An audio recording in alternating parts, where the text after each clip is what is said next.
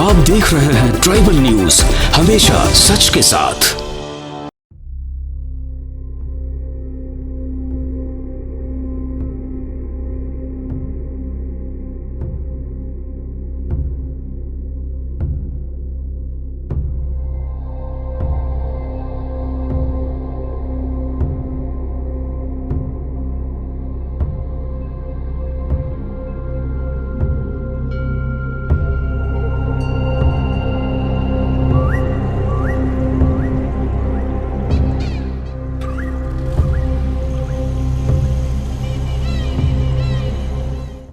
प्यारे सामीन, हमेशा की तरह मैं आपकी हैरंदिश ज़ैदा खानम। आप सबने महाभारत के किरदार द्रौपदी के बारे में तो सुना होगा, लेकिन आज मैं उसके बारे में बात नहीं करूंगी।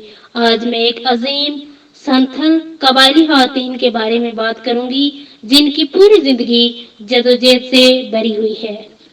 जी हाँ सामीन और नाजरीन, आज हम द्रौपदी मुर्मू के बारे में बात करेंगे, जो संथाल कम्युनिटी से हैं। द्रौपदी मुर्मू के बारे में जानने से पहले आइए आपको 1970 के संथाल इनकलाब के बारे में बताते हैं।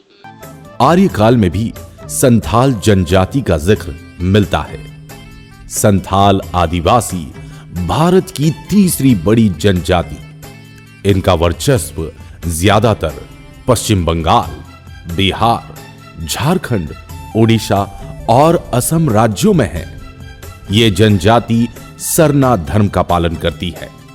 संथालों के देवी देवता मरंग बुद्ध, जहेरा और तिलका मांझी हैं।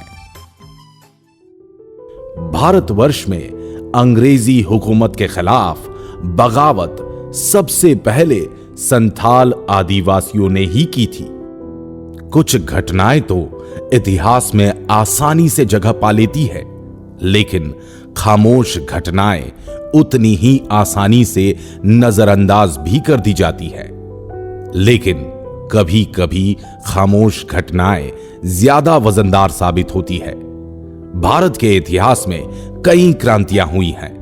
भारत में अंग्रेजी हुकूमत के खिलाफ कई संथालों ने आवाज उठाई थी।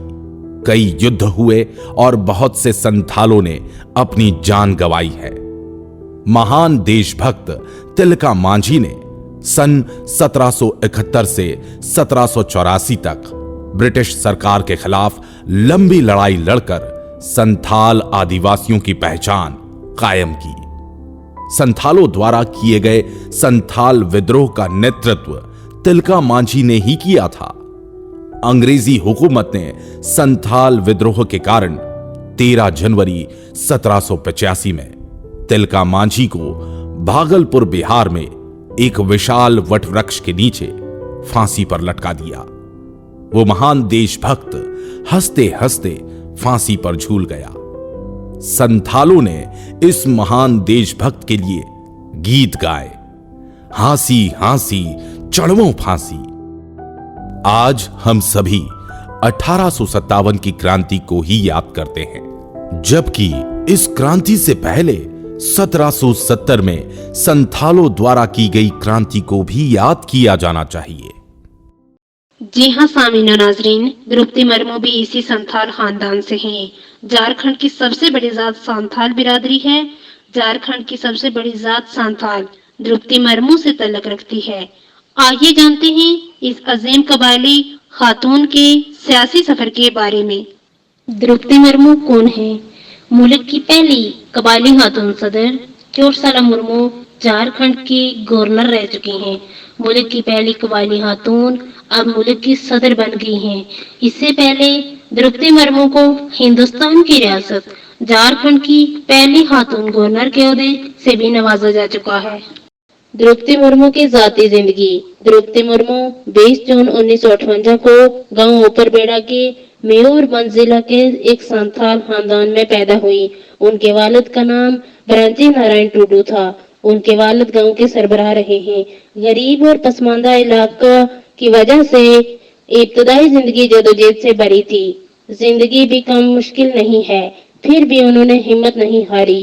कम उम्री में ही उनके शोहर श्री श्याम चरण मुर्मू ने इस दुनिया को अलविदा कह दिया, लेकिन कुदरत ने उन्हें मजीद दुख दिया। और इनसे इनके दोनों बेटों को भी छीन लिया और वो भी इस दुनिया से हमेशा के लिए रुखसत हो गए। अब इनके खानदान में एक ही बेटी और दामाद हैं जो भुवनेश्वर में रहते हैं। द्रौपदी मुर्मू ने अपने पेशेवराना कैरियर का आगाज बतौर टीचर किया। इसके बाद वो सियासी मैदान में भी आ गई। द्रौपदी मुर्मू की जाती जिंदगी अलमियों से भरी है, लेकिन सियासी सफर में संगमेल हासिल किए।